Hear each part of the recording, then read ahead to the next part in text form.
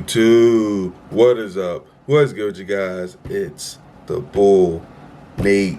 Shout out to the Boul Nation. Y'all feeling good, man. I'm feeling good. And today's video is going to be talking about vices. So, pretty much last night, I caught up with my church session, and it talked about how like uncontrollable vices can impact your purpose or your promise from God and things like that. And honestly, even if you're not really a spiritual person, like your vices can be your undoing. No matter what you got going on for you, no matter how skilled you are, how much abilities you have, your vices can, undo that. And honestly, I really didn't know particularly what a vice could be because for me, I feel like I had three. So one's drinking. I do drink a good bit as I see from co videos. I've done like some reviews, which I will continue because I like reviewing like new things, trying out new things, or even going back and reviewing some things that I had before. See, it ain't changed up. So one's drinking. Two, I probably would have to say is. I'm not sure you could call this a vice, but I probably had to say people pleasing, and then dang, I had his memory up. That's crazy. I had his memory up. Oh, that's what it was.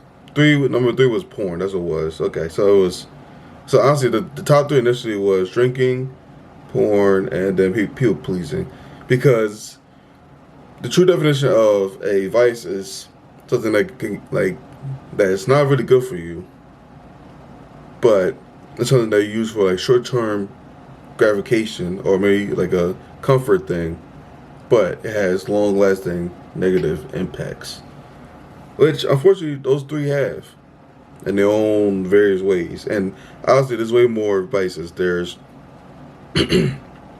eating, excessive eating, smoking, and gambling could be a vice. It's a whole host of things. But I really like that message really hit me because we all have vices. We all have things that give us that short term like gratification or something that we go back to like kind of like a comfort or kind of like help us deal with pressures of life, stress, problems that we face on a day-to-day basis. And the vices I like ultimately won't go away.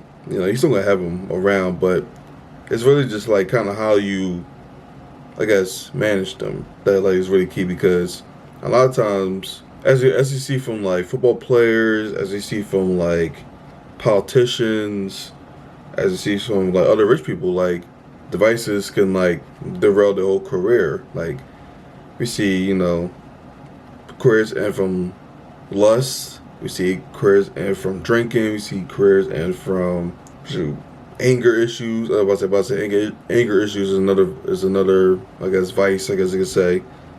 But yeah, we see all the time where like people have vices, but like once it gets like out of control, then that could throw your whole career, your future, everything in a matter of a split second.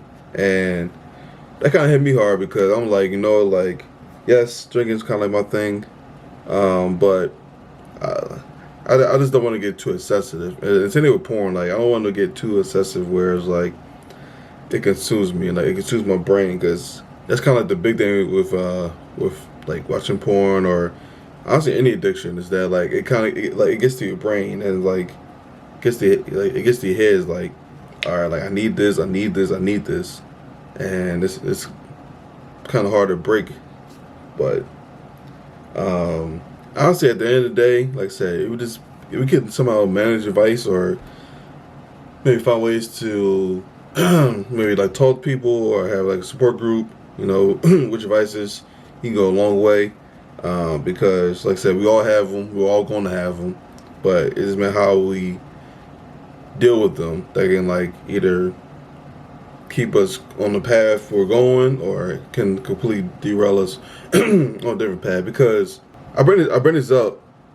The church service was about Moses, and Moses had three, I guess vices or things that was like hindering him. One was anger issues. Two was impulsivity, and then three was disobedience.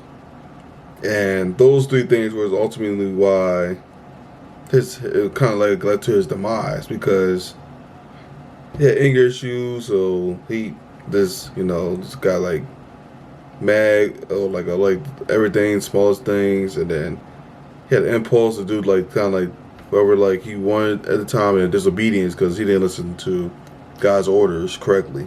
So that pretty much like led God to ultimately choose something else to carry out his prophecy and lead Moses to die on the mountain, um, looking over the land that he was supposed to lead the people to. Bam. So, but as always, guys, this video get a thumbs up, and I'll catch y'all next time.